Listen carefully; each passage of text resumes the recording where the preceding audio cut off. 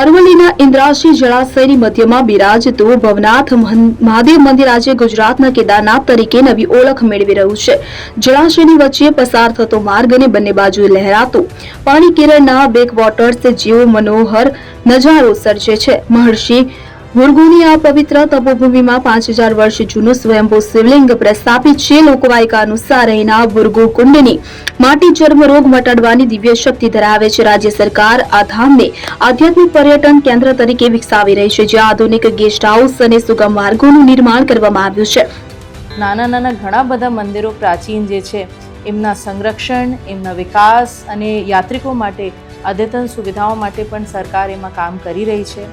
અને ખાસ કરીને જે ભવનાથ જે છે એમાં આવનારા સમયમાં યાત્રિકો માટે સુવિધાએ અને ત્યાં લોકોના જે મેળા થાય છે એમને કઈ રીતે આપણે વિકસાવીને વધારે ત્યાં લોકો આવી શકે એમના પ્રયાસ છે। અમદાવાદથી માત્ર 126 કિલોમીટર દૂર આવેલું આ સ્થાન ભક્તિ અને પ્રકૃતિનું અદ્ભુત મિલન છે। આ સ્થળ હરિહરના સમન્વયનું પ્રતીક છે, જ્યાં સદીઓ પહેલા મહર્ષિ ભૃગુએ કઠોર સાધના કરી। શ્રાવણ માસ દરમિયાન હજારો ભક્તો સ્વયંભૂ શિવલિંગના દર્શન અને જળાભિષેક માટે અહીં ઉમટી પડે છે। મંદિર છે અને હરિહરનો સમન્વય એવા ભગવાન ભુવનેશ્વર મહાદેવ અહીંયા સ્વયં પ્રગટમાન છે। અહીંયા 5000 વર્ષ ભૃગુ અને ચવન નામના બે ઋષિઓએ બહુ મોટું તપ કર્યું છે। અહીંયા ભગવાન ભુવનેશ્વર અને ચવન ઋષિની પણ અહીંયા તપસ્થલી છે।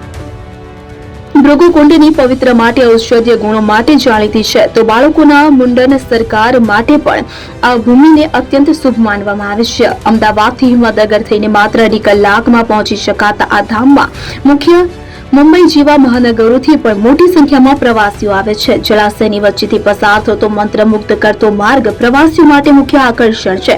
આધ્યાત્મિક શાંતિ અને અપ્રતિમ કુદરતી સુંદરતાનો આ સંગમ અરવલ્લી જિલ્લાને પ્રવાસન નકશા પર નવી ઊંચાઈએ લઈ જઈ રહ્યો છે। એ જે ભૃગુ કુંડમાંથી એની મિટ્ટી જે માટી આવે છે એ ગુજરાતી ભાષામાં કહું તો કોડ થયા હોય, વ્હાઇટ સ્પોટ આવે શરીર પર, એ માટી લગાવવાથી એ સ્પોટ દૂર થતા હોય છે।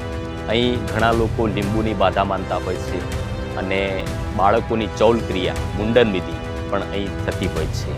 અમને અહીંયા બહુ શ્રદ્ધા છે। અમે વર્ષમાં એકવાર આવીએ છીએ અને અહીંયા મેળો પણ ભરાય છે અને આ સ્વયંભૂ શિવલિંગ છે, એટલે તમને આના દર્શન કેદારનાથથી પણ જેટલા જ તમને અહીંયા દર્શન થાય છે, એટલે અહીંયાનું મહત્વ બહુ જ છે।